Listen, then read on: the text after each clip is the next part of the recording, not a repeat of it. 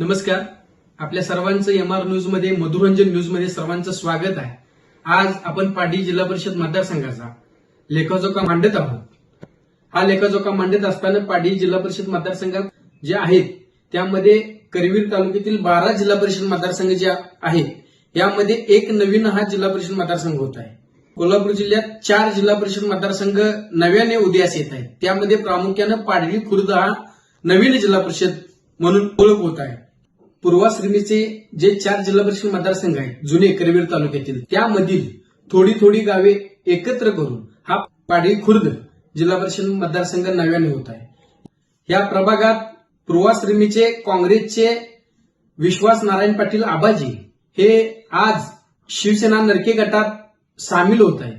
परवा विमानतळावरती उपमुख्यमंत्री एकनाथ शिंदे साहेब यांच्या हस्ते त्यांचं स्वागत केलं.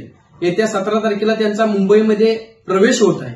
या प्रवेशामुळे आमदार चंद्रजित नरके गटाला आबाजींचा गट सामील होत असल्यामुळं त्यांना करवीर तालुक्यामध्ये नक्कीच बळ मिळेल ह्यात काही शंका येणार नाही. हा पाडळी खुर्द जिल्हा परिषद मतदारसंघ सर्वसाधारण पुरुष साठी खुला होत असल्यामुळं या मतदारसंघामध्ये इच्छुकांची संख्या जास्त आहे. यामध्ये प्रामुख्याने विचार केला तर गोकुळचे माजी चेअरमन विद्यमान संचालक विश्वास नारायण पाटील आबाजी यांचे चिरंजीव शुर्ली गावचे लोकनियुक्त सरपंच सचिन पाटील हे धनुष्यबाण हे चिन्ह घेऊन पाडळी खुर्दमध्ये लढण्यास सज्ज आहेत. त्यांच्या विरोधात राष्ट्रवादी अजित पवार गटाचे माजी सभापती करवीरचे माजी सभापती राजू सूर्यवंशी, त्याचबरोबर पाडळी खुर्दचे गजानन उद्योग समूहाचे पृथ्वीराज सूर्यवंशी सरकार, आरेगावचे संतोष कोर्लेकर हेही PN पाटील गटांचे खंदे शिलेदार म्हणून त्यांची ओळख आहे.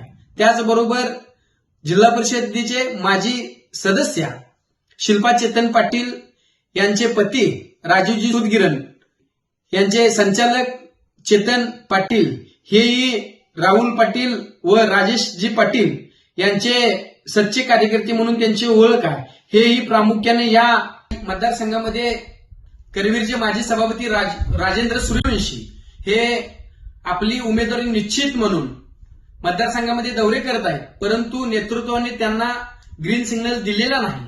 त्यामुळे या पाडळी खुर्द जिल्हा परिषद मतदारसंघामध्ये राष्ट्रवादी अजित पवार गटाची उमेदवारी निश्चित करत असताना एक उमेदवार देत असताना एक उमेदवार कुणाला मिळणार आणि राहिलेले जे इच्छुक उमेदवार आहेत प्रॉपर त्यांना ते त्यांची समजूत काढू शकतील का यासाठी नेते मंडळींची तारेवरची कसरत होणार आहे. भाजपचे जिल्हा उपाध्यक्ष डॉक्टर KN पाटील व दादासो देसाई हेही भाजपकडून या मतदारसंघामध्ये लढण्यास इच्छुक आहेत. पण डॉक्टर KN पाटील यांना पक्षातून उमेदवारी नाही मिळाली तर ते अपक्ष म्हणून लढणार अशी मतदारसंघामध्ये चर्चा जोर धरत आहे. त्याचबरोबर बीडगावचे सुपुत्र मुकुंद पाटील जे शेतकरी नेते म्हणून त्यांची ओळख आहे, विविध आंदोलनात ते अग्रेसर असतात. हे मुकुंद पाटील आझाद हिंद क्रांती सेनेच्या माध्यमातून या पाडळी खुर्द जिल्हा परिषद मतदारसंघामध्ये निवडणूक लढण्यास इच्छित आहेत. त्यांनी परवा मेळावाही घेतला. त्यामध्ये त्यांचा एकमतानं ही निवडणूक आपण अपक्ष म्हणून लढायची असं त्यांच्या मेळाव्यातून सूर उमटला.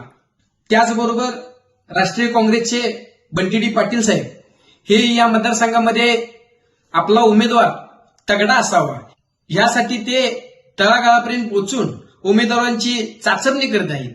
जे स्वर्गीय PN पाटील साहेब यांचे चिरंजीव राहुल P पाटील हे राष्ट्रवादीत दाखल झाले.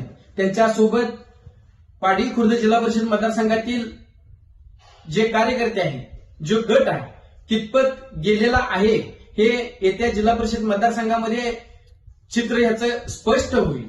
हे चित्र स्पष्ट होत असताना राष्ट्रीय काँग्रेसचे नेते बंटी पाटील यांना या पाडळी खुर्द जिल्हा परिषद मतदारसंघामध्ये कोण गळाला लागतंय ह्याच्याकडे ही संपूर्ण जिल्ह्याचं लक्ष लागून राहिलेलं आहे. त्याचं कारण आज स्वर्गीय PN पाटील साहेबांना या पाडळी खुर्द जिल्हा परिषद मतदारसंघात मानणारा मोठा गट आहे.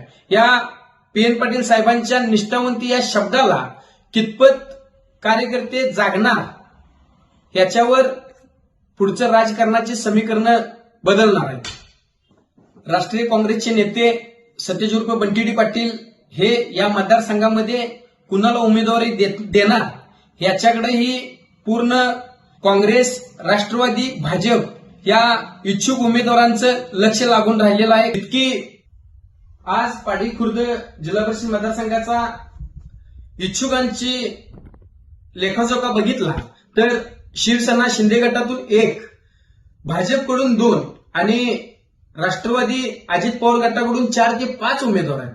या 5 उमेदवार जे एकूण उमेदवार असणार आहेत, जे ते पक्ष आपापल्या पक्षातून एक उमेदवार देत असताना राहिलेले जे इच्छुक उमेदवार आहेत, ज्यांनी या मतदारसंघात 2, 3, 4 वेळा आपल्या मतदारसंघातील लोकांना भेटण्यासाठी दौरे करत आहेत. दौरे करत असताना प्रत्येक उमेदवार माझी उमेदवारी फायनल आहे असं म्हणून त्यांनी जे दौरे केलेले आहेत, पायाला भिंगरी बांधलेली आहे, या राहिलेल्या ज्यांना पक्ष उमेदवारी देणार नाही त्या उमेदवारांची नाराजी काढणार का, पक्षाचे ज्या त्या पक्षाचे नेतृत्व यावरती पुढचं राजकारण अवलंबून असणार आहे. आणि ह्यातील नाराज जे उमेदवार असतील त्या नाराजांच्यावर डोळा आज काँग्रेसचे बंटी पाटील हे ठेवणार का, आणि यातील नाराजीतला सूर ह्या नाराजी मधील इच्छुक उमेदवार काँग्रेसचे बंटी पाटील यांच्या काळाला लागणार का, आणि लागला तर त्यांचं नाव काय असणार आहे हे येत्या थोड्या दिवसात समजेल. आणि या नाराजापैकी काँग्रेसचे बंटी पाटील यांच्या काळाला उमेदवार लागला तर या पाडी खुर्द जिल्हा परिषद मतदारसंघातील राजकारणाची समीकरणे वेगळी असतील यात काय तीळ मात्र शंका नाही. पाडी खुर्द पंचायत समितीमधून पैलवान विजय पाटील मुंबई कामगार केसरी आहेत. त्याचबरोबर वाशीगावच्या ग्रामपंचायत सदस्या वैशाली प्रवीण पाटील याही वाशीमधून इच्छुक आहेत. त्याचबरोबर भाजपमधून तुषार पुजारी हे इच्छुक आहेत.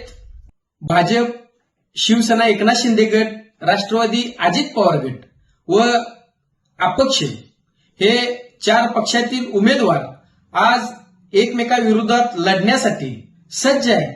परंतु या महाराष्ट्रात महायुतीचं सरकार आहे.